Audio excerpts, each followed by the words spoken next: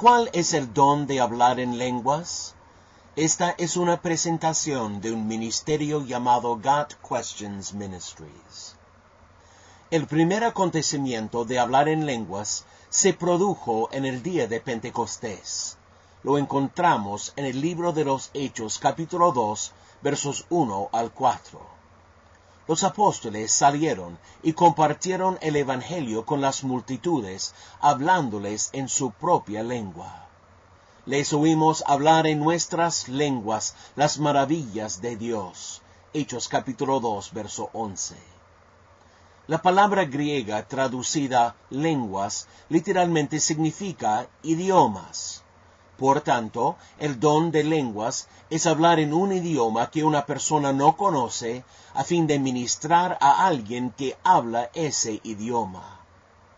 En 1 Corintios capítulos 12 al 14, donde Pablo habla de dones milagrosos, comenta así: Ahora pues, hermanos, si yo voy a vosotros hablando en lenguas, ¿qué os aprovechará si no os hablase con revelación, o con ciencia, o con profecía, o con doctrina? 1 Corintios 14, verso 6.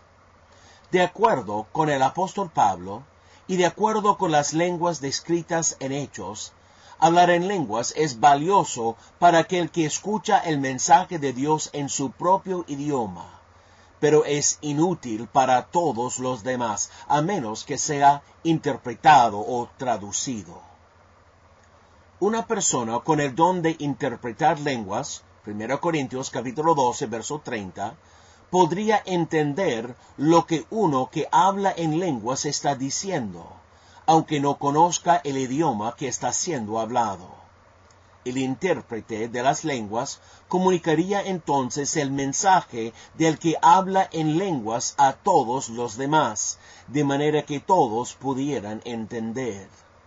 Por lo cual, el que habla en lengua extraña pida en oración poder interpretarla. 1 Corintios capítulo 14, verso 13.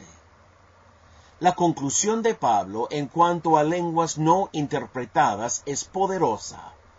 Pero en la iglesia prefiero hablar 5 palabras con mi entendimiento para enseñar también a otros que 10,000 palabras en lengua desconocida. 1 Corintios 14, verso 19. ¿Es el don de lenguas para hoy en día? 1 Corintios 13, verso 8 menciona que cesa el don de lenguas, aunque asocia la cesación con la llegada de lo perfecto en 1 Corintios capítulo 13, verso 10. Algunos apuntan a una diferencia en el idioma cuando dice cesando respecto a la profecía y el conocimiento y siendo cesadas para las lenguas, como evidencia de que las lenguas cesan antes de la llegada de lo perfecto. Mientras sea posible, esto no es explícitamente claro a juzgar por el texto. Algunos también apuntan a los pasajes tales como Isaías 28, verso 11, y Joel capítulo 2, versos 28 y 29, como una evidencia de que hablar en lenguas era una señal del juicio venidero de Dios. 1 Corintios capítulo 14, verso 22, describe las lenguas como una señal para los incrédulos. De acuerdo con este argumento, el don de lenguas era una advertencia para los judíos de que Dios iba a juzgar a Israel por rechazar a Jesucristo como Mesías. Por tanto, cuando Dios, de hecho, juzgó a Israel con la destrucción de Jerusalén por los romanos en el año 70 después de Cristo, el don de lenguas dejaría de servir para su propósito deseado. Mientras este punto de vista es posible, el propósito principal de las lenguas que ha sido llevado a cabo no necesariamente demanda su cesación. La Escritura no afirma concluyentemente que el don de hablar en lenguas ha cesado. Al mismo tiempo, si el don de hablar en lenguas estuviera activo en la iglesia de hoy en día, este sería ejecutado de acuerdo con la Escritura. Sería un idioma real y comprensible. 1 Corintios capítulo 14, verso 10. Tendría el propósito de comunicar la palabra de Dios con una persona que habla otro idioma. Hechos capítulo 2, versos 6 a 12. Sería en acuerdo con el mandato que Dios dio a través del apóstol Pablo. Si habla alguno en lengua extraña, sea esto por 2 o a lo más 3 y por turno, y uno interprete. Y si no hay intérprete, calle en la iglesia y hable para sí mismo y para Dios. 1 Corintios capítulo 14, versos 27 y 28. También debe ser en obediencia a 1 Corintios 14, 33, pues Dios no es Dios de confusión, sino de paz. Dios definitivamente puede dar a una persona el don de hablar en lenguas para facilitar la comunicación con una persona que habla otro idioma. El Espíritu Santo es soberano en la distribución de los dones espirituales. 1 Corintios capítulo 12, verso 11.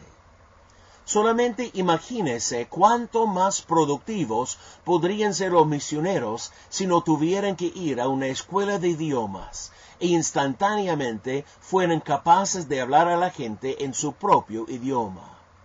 Sin embargo, Dios no parece estar haciendo esto. Las lenguas no parecen ocurrir hoy en día en la forma que lo hacían en el Nuevo Testamento, a pesar del hecho de que sería sumamente provechoso. La vasta mayoría de creyentes que demandan practicar el don de hablar en lenguas no lo hacen de acuerdo con la escritura mencionada arriba.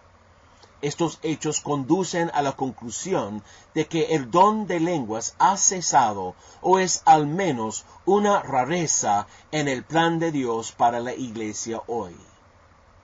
Aquellos que creen en el don de lenguas como un lenguaje de oración para edificación propia obtienen su punto de vista de 1 Corintios capítulo 14 verso 4 y capítulo 14 verso 28. El que habla en lengua extraña a sí mismo se edifica, pero el que profetiza edifica a la iglesia. Por todo el capítulo 14, Pablo está enfatizando la importancia de tener interpretadas o traducidas las lenguas. Hay que ver capítulo 14, versos 5 a 12.